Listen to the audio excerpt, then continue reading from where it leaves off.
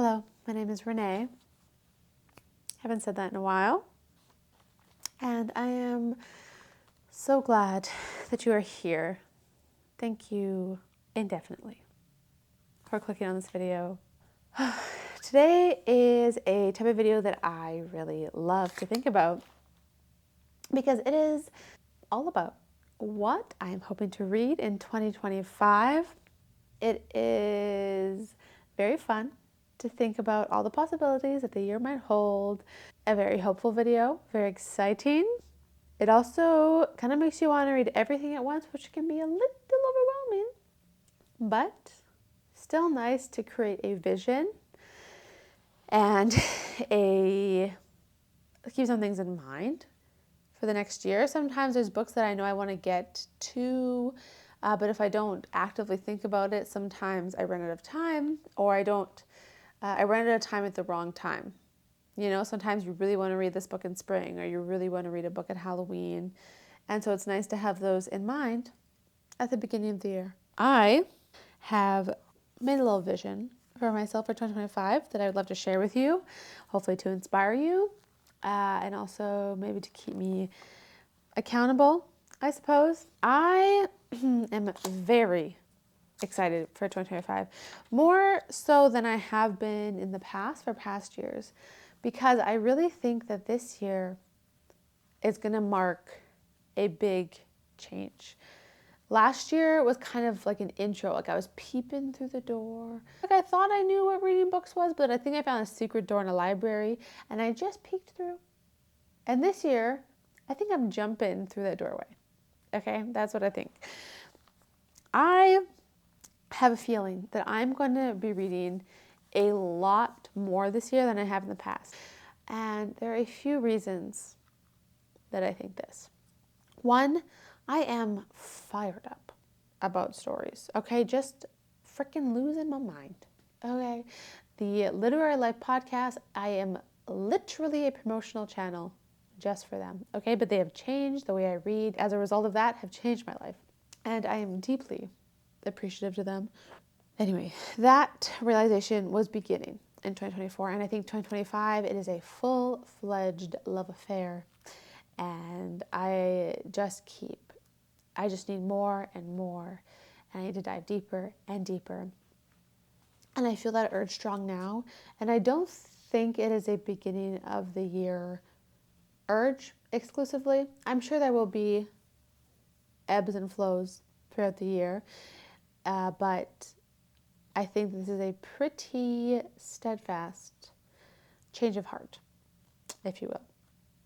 So I am feeling very keen and very motivated to read. There's so many things on my shelves that I just want to read so bad, but I can only read one book at a time. So plod on regularly, I must. Okay. So that is the first reason why I think I'm going to read it a lot. The second reason is that finally, I feel like after maybe a 10-year battle with social media, I have said goodbye. I just kept turning to it over and over and over again and wasting so many hours of time looking at things that I did not care about. And I just am weaker than the algorithm. And so I had to get out of there. I have no TikTok, no Instagram, no Facebook, and I feel free. And just because I don't have those, I know that I will gain hours of time. It is crazy. And I love reading. And so I imagine much of that time will be filled with reading. Now, I don't want you to think that my goal is just volume. I'm not trying to reach a certain number of books per year. I don't think that matters, but I imagine as a result of these things, I will probably read more books than normal.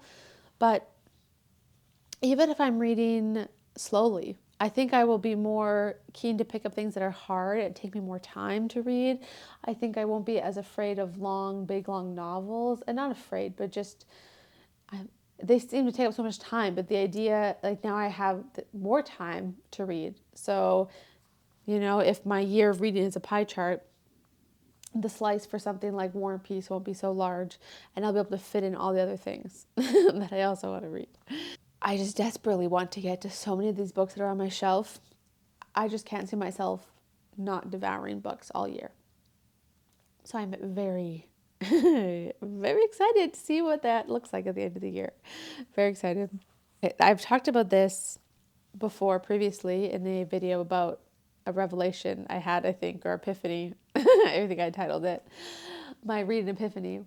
And that is that I really want to know the books that I have and to know my library and to be familiar with the volumes and to reread them a lot and not just, I love buying books. Okay, when you find a beautiful old book that you don't have, it just, you want it so bad.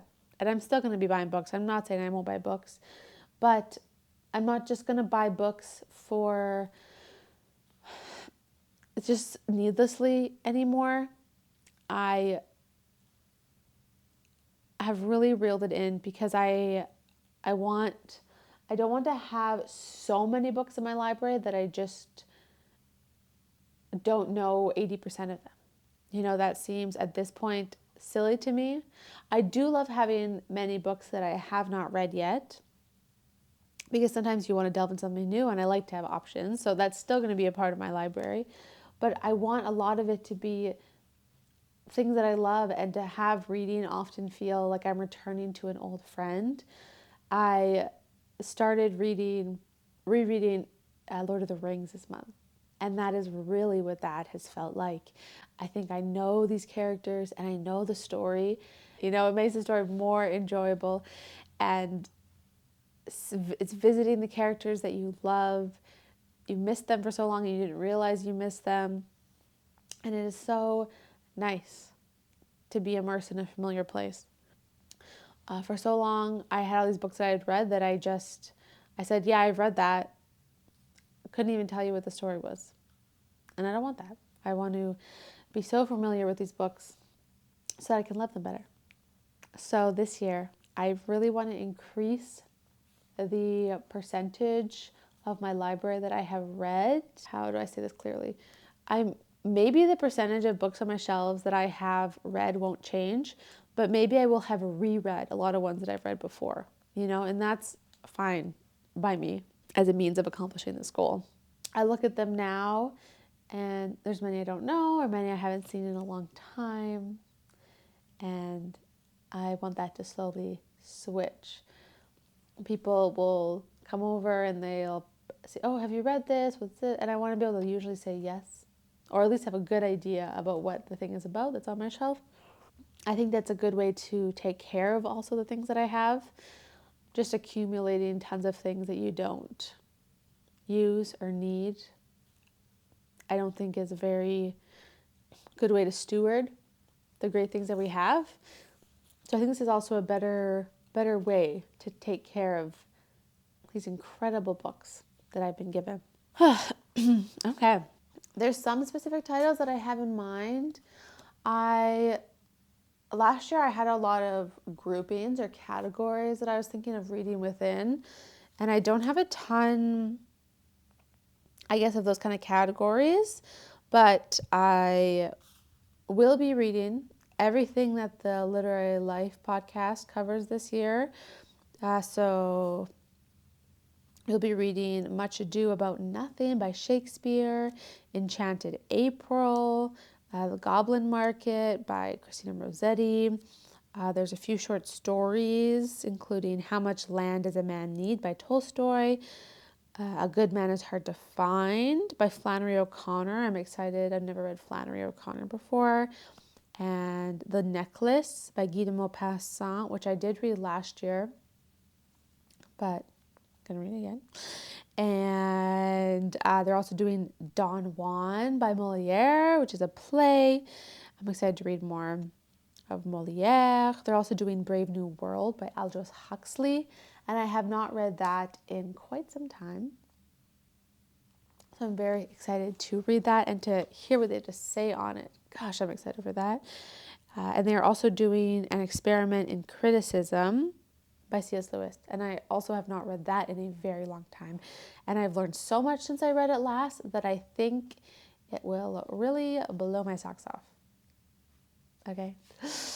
I am, that was all podcast with my book club. We're in the middle of reading Dante's Inferno.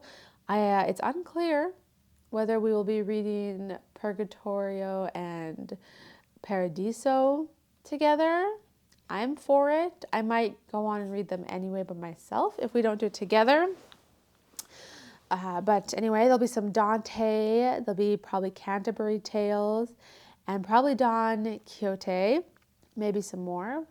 Not sure. One thing I also want to work on, I guess in relation to the podcast, is going through their backlog. So I haven't been listening since the beginning, and they've done a lot of books that I haven't done yet. And I want to maybe get to a few of those this year. Hard Times by Charles Dickens was high up on my list. I think I'm keen to do a Dickens, and I own that one already, and it's on their podcast. So I will probably be getting to that fairly soon. And the other ones, I don't know which. I'll probably just pick them when the moon takes me. Okay. I am also in the middle of reading Lord of the Rings right now. And honestly, for the past couple of months, I've been in a pretty big Inklings hole. Okay, so like C.S. Lewis, J.R.R. Tolkien, Charles Williams, they're friends. Okay. That group. Incredible. And I am really being pulled towards their stuff. So I think that there will be a lot of that this year. By Lewis, I read the Narnia series except for The Last Battle, so I will be finishing that. And I've read The Discarded Image. I'm in the middle of Screwtape letters right now. And I'm also in the middle of reading Lewis's collected letters. And Lord of the Rings, I'm in the middle of that. I think I'm probably going to be reading maybe some stuff around Lord of the Rings. So maybe, I think I have the Children of Huron there. And I have a bunch of the short stories. There's like a Tom Bombadil and Farmer Giles of Ham. There's like a little collection I have of a few stories by Tolkien. Maybe Silmarillion if I get my hands on it. I have quite a bit of C.S. Lewis I haven't read, a lot of his literary criticism stuff. Very likely I'll dip into that. Yeah, those things excite me so much right now, so I will probably, and I have a Dorothy Sayers is kind of adjacent, and there's a lot of the other, some biographies. Oh, there's so much. I haven't read a lot outside of Tolkien and Lewis in that crew, but I think there's some other gems in there that I would like to look into. So I will probably venture a lot in that direction. Yes, I also want to read some more poetry this year. That's often something that's really lacking in my reading. And I read quite a few narrative poems last year. Quite a few, I think maybe 3. Which are big, but I wanna enjoy more poetry because I do enjoy it, but it's just a slower process. But that's what we're all about. We're all about slow and intentional, and we got time. So I'm going to read a bunch of poetry and try and figure out what is going on over there. Wow. Isn't 2025 going to be a treat for me? I'm also so excited to keep making all of these videos. I'm excited for the days to keep getting longer so I can have more light for this beautiful activity. But I appreciate you being here anyway and peering at me through the gloom. Anyway, I'm sure there will be many other books in 2025 that I maybe haven't even thought of yet. But I'm feeling good. I'm feeling hopeful. Please let me know below if you have any books that you're planning to read 25 that you're excited for, maybe that you started already. Would love to know. Or if any of these books that I've mentioned you have thoughts on, would love to hear. I hope you have a lovely day, and I will see you very, very soon.